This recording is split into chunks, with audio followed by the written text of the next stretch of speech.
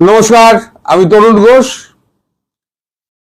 আপনারা সকলেই দেখেছেন যে কালকে একটা ভিডিও পোস্ট আমি ছেড়েছি।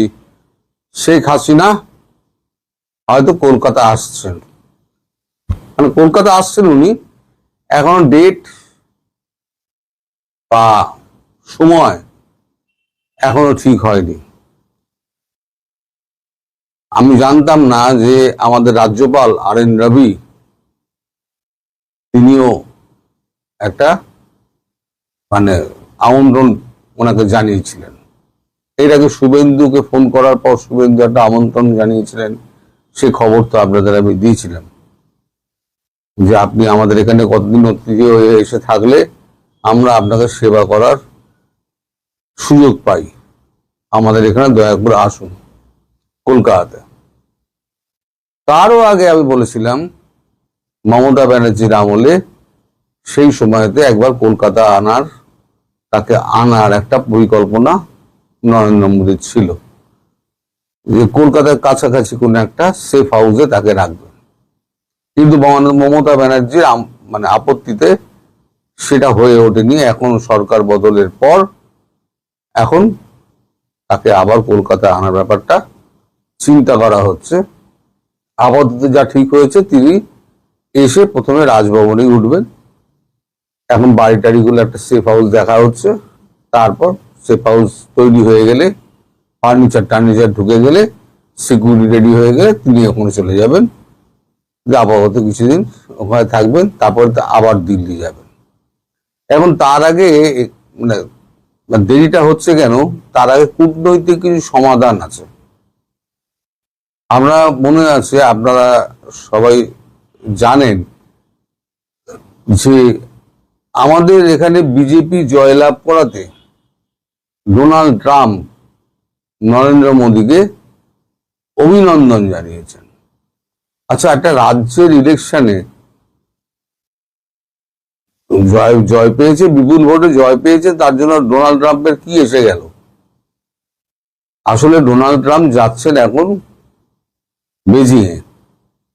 বেজিংয়ে এখন শি জিনপিংকে একটু টুপি টুপি মারতে হবে, নাহলে আমেরিকার অবস্থা খুব খারাপ। ধারের বোঝা 141 ট্রিলিয়নে পৌঁছে গেছে, 41 ট্রিলিয়নে পৌঁছে গেছে। প্রতি 9 মাসে 1 ট্রিলিয়ন করে বাড়ছে। এই অবস্থায় বিভিন্ন জায়গা থেকে উনি তোলার চেষ্টা করেছেন, কিন্তু কোথাও কিছু করতে পারেননি। ট্যারিফ বসিয়ে কিছু করতে পারেননি। উল্টে ওনার জনপ্রিয়তা ক্রমশ হ্রাস পাচ্ছে। উল্টো দিকে ভাবুন, ভারতের সঙ্গে একটা সেকেন্ড চ্যানেলে মার্কো রুবিও এবং জেডি ভান্স বরাবর একটা মানে কথাবার্তা চালিয়ে যাচ্ছে, এবং ঠিক হয়েছিল যেটা আমি আপনাদের বলেছিলাম যে ওভারল্যাপিং পদ্ধতিতে কাজ করা হবে। এখন তারেক রহমানকে যে বসানো হয়েছিল ভারত এবং মার্কিন যুক্তরাষ্ট্রের সহমতে, তারেক রহমান সেই পথে হাঁটছেন না।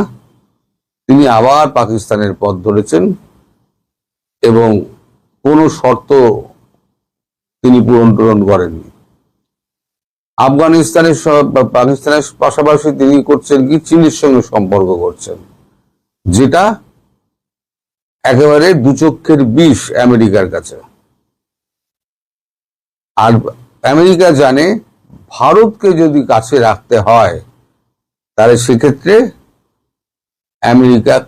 আমেরিকার উচিত হবে ভারতের সঙ্গে সখ্যতা বাড়ানো। কারণ চীনের চোখে চোখ রেখে কথা বলতে পারে একমাত্র ভারত।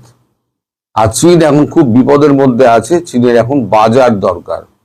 এখন ভারতের বাজারটা চীন নেওয়ার জন্য মুখিয়ে রয়েছে।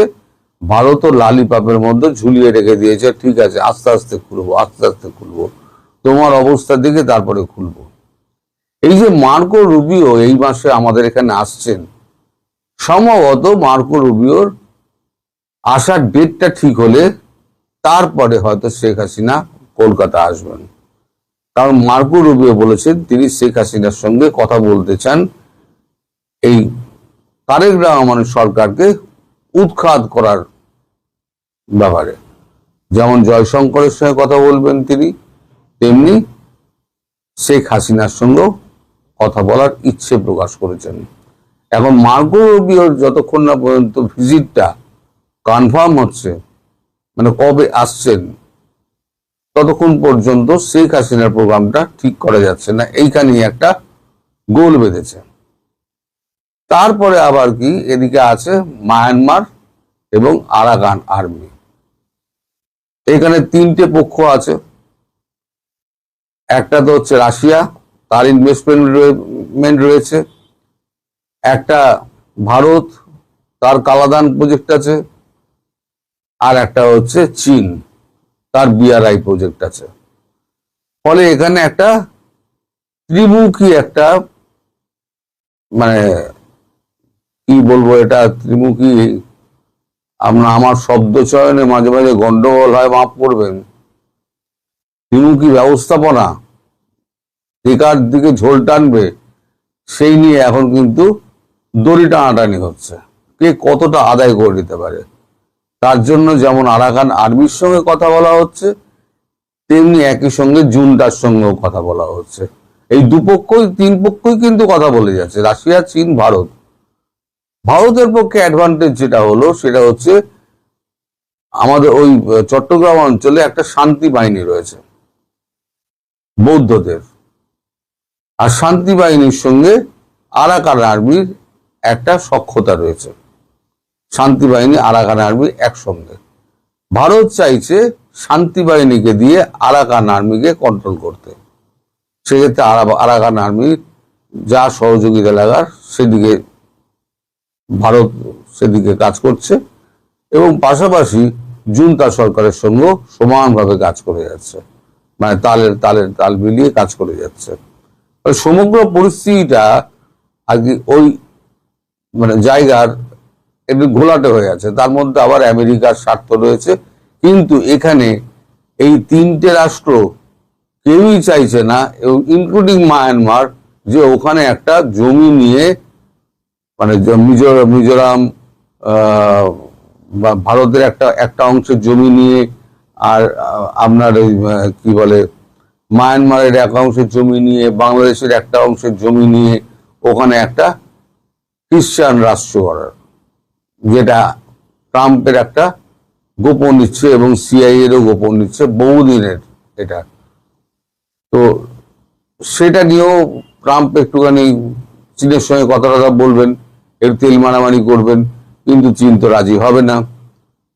আর এই যে বাংলাদেশের তারেক রহমান সরকার যে লাফাচ্ছে যে ওই তিস্তা জল প্রকল্পে চীন আসবে, চীন এলে পরে ওইখানে চীন বিনিয়োগ করবে বা করে দেবে কাজটা, চীন ভারতকে চটাবে না।